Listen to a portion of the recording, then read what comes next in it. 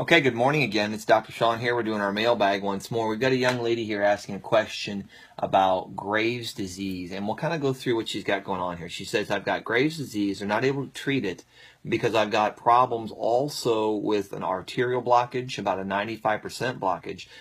They're going to do or have done a stent. She's on 6 different medications. They can't seem to figure out what to do with the thyroid while she's on all the meds. She also has been shown on a CT scan to have some enlarged lymph nodes around the trachea and under the axillary area over here.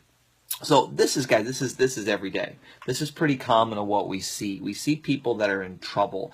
And one of the things we focus on in our practice and what we really gear everything around is restoring normal, helping you to get your life back. And to do that, you have to find the cause. If you don't find the cause of what's going on, it's very, very hard to treat something. It's like taking your car in to get it fixed to a mechanic and they never look for why the thing's broken. Oh yeah, it's rattling and humming and this and that. We don't have a clue. Here you go. Take this, do that. And I understand the concept behind it because, you know, there's 2 real clear paradigms in healthcare today. One of them is more effect-based, and that's really what most of your hospitals and your doctors, a lot of what they do is the effect. It's an injury. You broke an arm, you broke a leg. Okay, great. Sometimes they'll search out the cause if it's obvious. You know, hey, you fell out of a tree, you got hit by a car. But other times, you know, you hear etiology unknown. Well, Graves' disease, which affects the thyroid, that's a really good example of we don't know. We don't have a clue why it's happening. We just know certain people do. Maybe it's genetics. Genetics is another word for we don't know. So the question then becomes, how do you figure that out? What do you do? What would I do with someone when they walked in my door in my practice when I see this sort of thing? You have to get to the root cause of the problem. Once you find the cause and remove it, the cure is obvious, or the treatment in this case. So you go through and you say, all right, 24-hour UA. I do a 24-hour urine on almost every patient I see. And the reason I do it is because it tells me so much. I'm looking for, you know, where is the body being stressed? Where is the greatest amount of pressure on that system? And it will let me kind of get me in the ballpark. You then have to examine. You've got to look at the body. You have to put your hands on the body. If you're not touching it and you're not looking at it and you're not observing what it's doing and taking a good, thorough history, you have no idea. And you never will. You might get lucky. It's like throwing darts at a wall. You might get something to stick, but the reality of it is you're going to be wrong more than you're ever going to be right. So you want to have some kind of a methodology or a plan in place. Now, once you get into something like this, there's so many techniques that you would do that are involved with what she has going on here. You know, Graves' disease in general, you know the thyroid's involved. All right, so you look at it from a nutrition standpoint. What does the thyroid need to function properly? The thyroid, it's part of your endocrine system, so you know all of your hormones now become a player. So you got to look at the adrenals.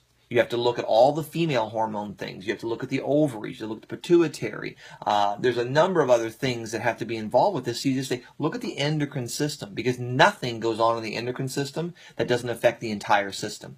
If you've got a thyroid problem and you're a female, then you've got problems most likely with the ovaries. You have problems with your pituitary. You're probably fatigued and tired. The adrenals are probably messed up as well. Now, the thyroid double dips. He's also into that digestive system and the elimination system and growth. So if you have trouble there, you'll have trouble in those systems as well. This is where it gets a little tricky, and this is why seeing a doctor who knows what to do becomes very, very important. So we examine. You can touch and tell. And here's the nutrition key to a thyroid.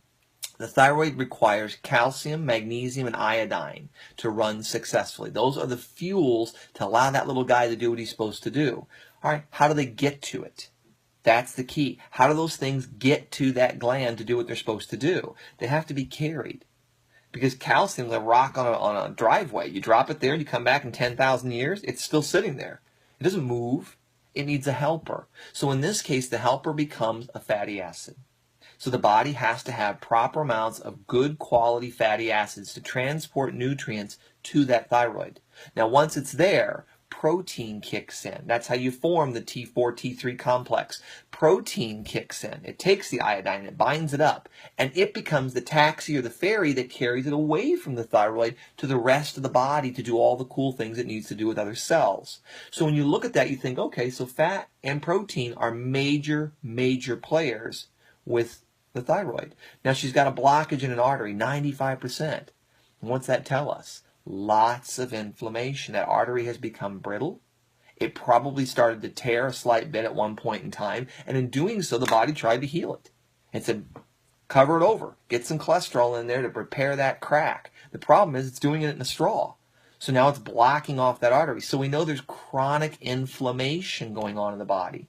So you have a thyroid, part of the endocrine system that deals with stress and inflammation. You have an artery that's blocked up that deals with inflammation. And she's got a whole bunch of lymph nodes now that are involved. And what's their function? Inflammation. It's that simple sometimes. If you just find the cause, you'll be in great shape. There's an inflammatory process going on in the body. Now, it could be viral, bacterial, it could be some other thing, it could be emotions that are fatiguing and wearing this body down. But you've got to look. And if you can do it properly, 24-hour UA, examine, and bring in whatever therapies are necessary to support and stabilize that body, even things like this, where it sounds like, oh my God, I don't know what to do, I'm in trouble. Even things like this, you can improve and make a dramatic difference in that person's life.